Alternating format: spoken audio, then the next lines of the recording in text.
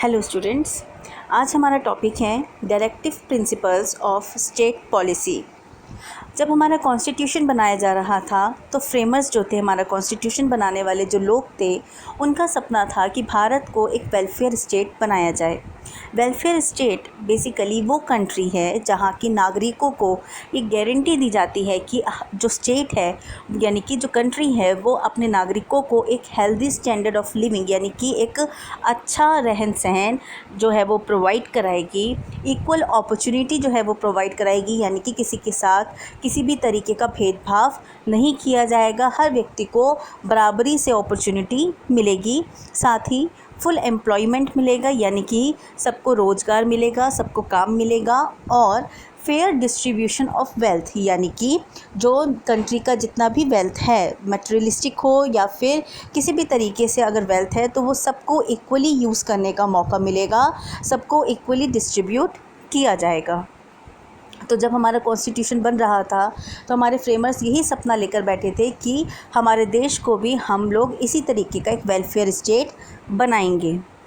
अब है आपका features of a welfare state कि एक्चुअल में वेलफेयर स्टेट के क्या क्या इम्पोर्टेंट पॉइंट्स होते हैं।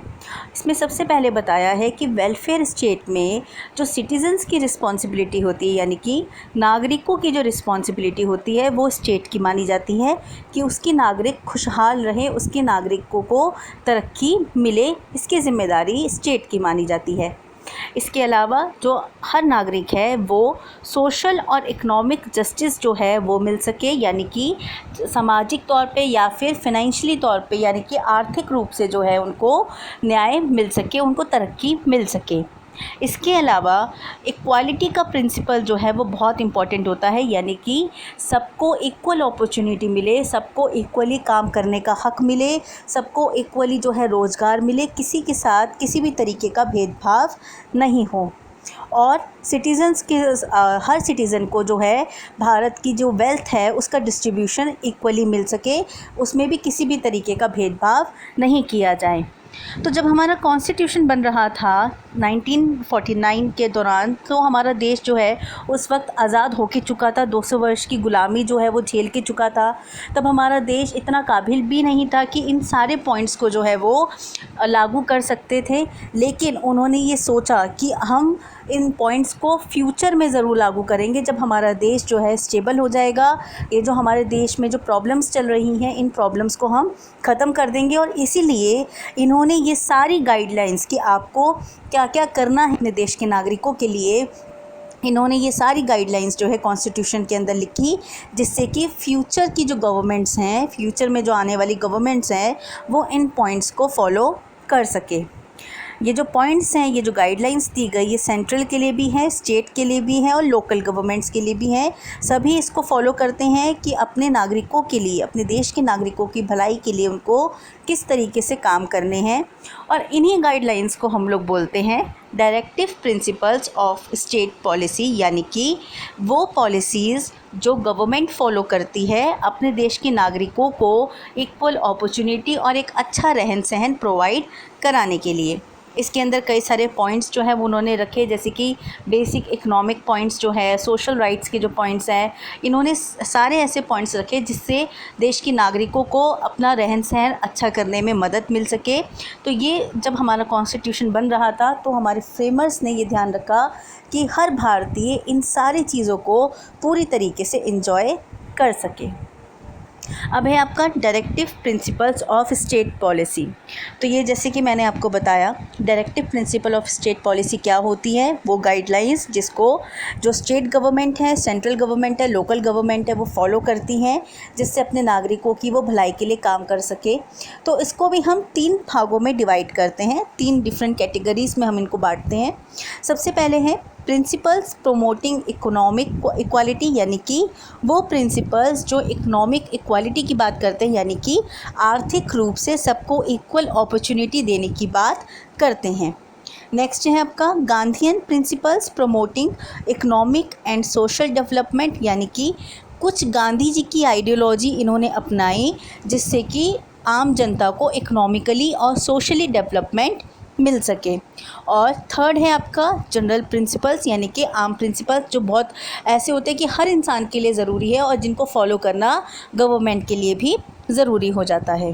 तो इस तरीके से हम इनको 3 भागों में डिवाइड करते हैं और इस चैप्टर के अंदर आप इन्हीं 3 कैटेगरीज़ के बारे में पढ़ेंगे कि हर कैटेगरी के अंदर क्या क्या पॉइंट्स लिखे गए हैं। इसमें सबसे पहले आता है आपका principles promoting economic equality. Government जो है वो ऐसे लॉज बनाती है, ऐसे कानून बनाती है जिससे हर इंसान को, यानी कि भारत के हर नागरिक को कुछ हक मिल सके। जैसे कि सबसे पहले पॉइंट में बताया गया है कि जो देश की वेल्थ है, चाहे वो मटेरियल रिसोर्स ही क्यों ना हो, जैसे कि बसेस हो गए आपके, ठीक है, या फिर ट्रेन हो गई आपकी, उसका इक्वल जो है डिस्ट्रीब्यूशन हो सके, फेयर डिस्ट्रीब्यूशन हो सके, हर व्यक्ति जो भारत का नागरिक है उसको इस्तेमाल कर सके, किसी भी तरीके का भेदभाव नहीं किया जाए। मतलब अगर एक आम इंसान, एक गरीब इंसान ट्रेन में ट्रैवल करना चाहता है तो कोई व्यक्ति उसको नहीं रोक सकता, उसको पूरा हक है कि वो ट्रेन के अंदर ट्रैवल कर सके। तो ये जो वेल्थ है हमारे देश की, उसको इक्वली डिस्ट्रीब्यूट किया गया और हर व्यक्ति को हक दिया गया कि आप उसका इस्तेमाल कर सकते हैं। नेक्स्ट पॉइंट में ये बताया कि जो देश के नागरिक हैं उनको जीने के लिए जो फैसिलिटीज़ चाहिए, जो सुविधाएं चाहिए, वो सुविधाएं उनको अच्छी तरीके से मिल सके, इसकी ज़िम्मेदारी गवर्नमेंट की होती है और गवर्नमेंट पूरी तरीके से ध्यान रखती है कि वो आम जनता की इन ज़रूरतों को पूरा कर सके। नेक्स्ट है हर व्यक्ति को इक्वल पे मिले अगर वो एक तरीके का काम कर रहे हैं। जैसे फॉर एग्ज़ाम्पल अगर कोई आदमी पत्थर तोड़ने का काम कर रहा है और वही काम एक औरत भी कर रही है तो दोनों को जो पैसे मिलेंगे वो इक्वल मिलेंगे। ऐसा ना हो कि वो आदमी है तो उसको ज़्यादा मिलेंगे और वो औरत है तो उसको कम मिलेंगे। नहीं, अगर कोई 2 व्यक्ति यानी कि एक औरत और एक मर्द अगर एक ही तरीके का काम कर रहे हैं तो उनको जो पैसे मिलेंगे वो एक ही मिलेंगे, इक्वल पे मिलेगा, उसमें किसी भी तरीके का भेदभाव नहीं किया जाएगा। नेक्स्ट है आपका कि अनएम्प्लॉयमेंट की जो प्रॉब्लम है, यानी कि भारत में जो बेरोज़गारी की प्रॉब्लम है कि लोगों के पास काम ही नहीं है, उसको दूर किया जाएगा। राइट टू वर्क लेकर आया जाएगा कि हर व्यक्ति को किसी भी तरीके का काम करने का हक है।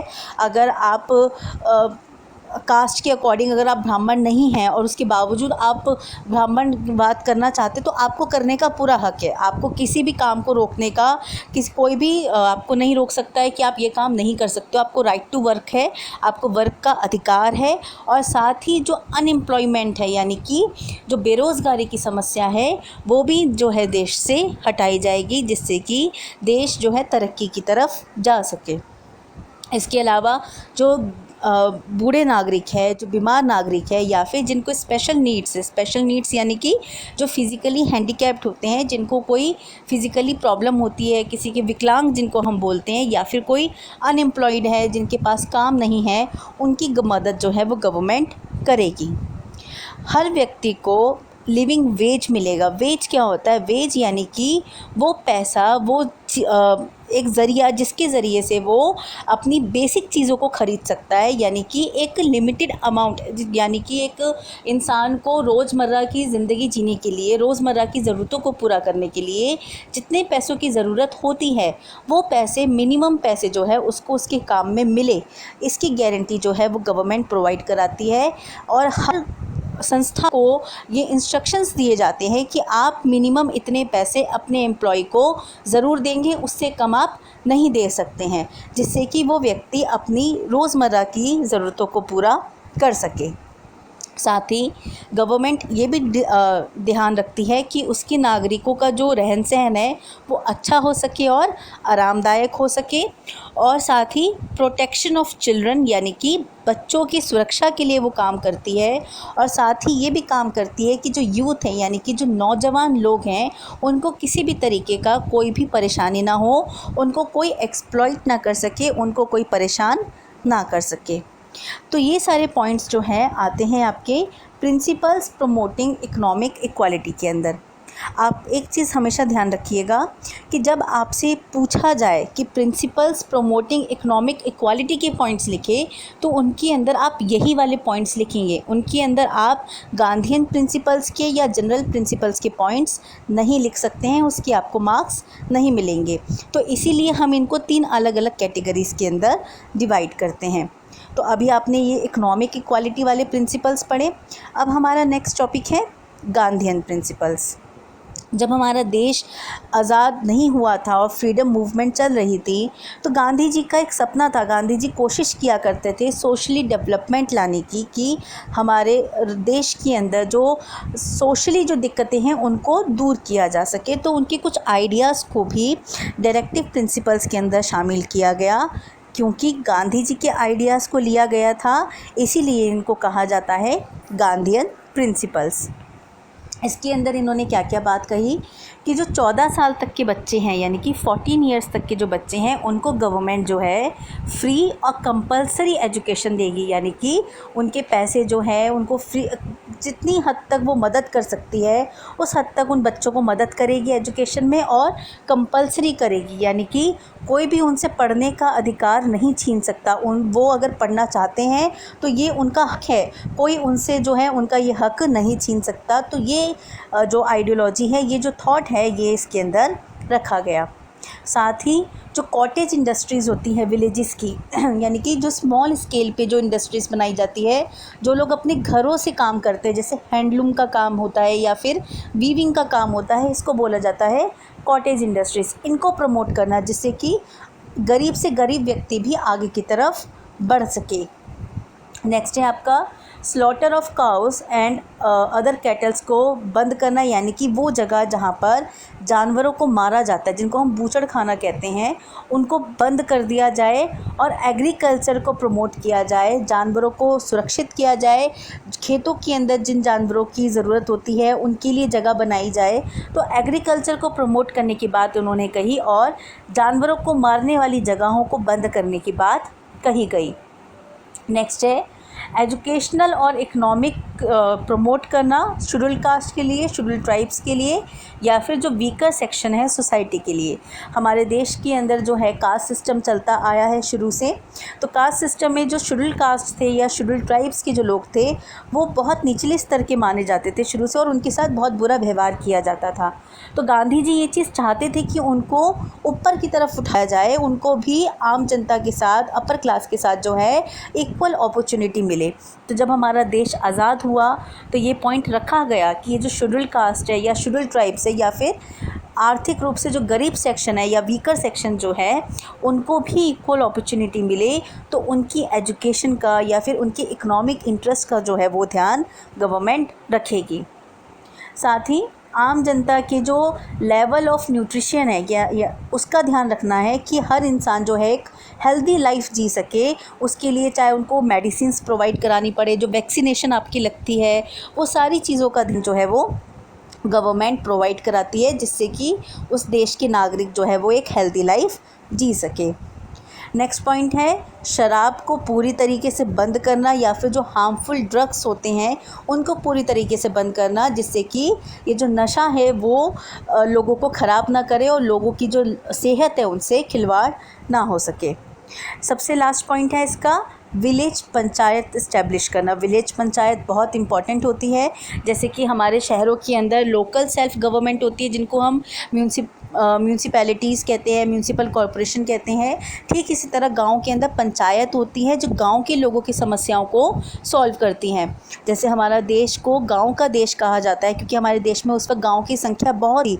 तो गांधी जी ये चाहते थे कि पंचायत बनाई जाए, जिससे कि छोटे से छोटे स्तर पर भी जो है लोग अपनी समस्याओं को आसानी से सुलझा सके। तो ये जो विलेज पंचायत वाला जो आइडिया है वो रखा गया कि ज़्यादा से ज़्यादा विलेजेस के अंदर पंचायत को इस्टेब्लिश किया जाए और गांव को आगे बढ़ने का मौका दिया जाए। तो ये थे आपके गांधीयन प्रिंसिपल। बाकी का चैप्टर हम नेक्स्ट वीडियो में पढ़ेंगे।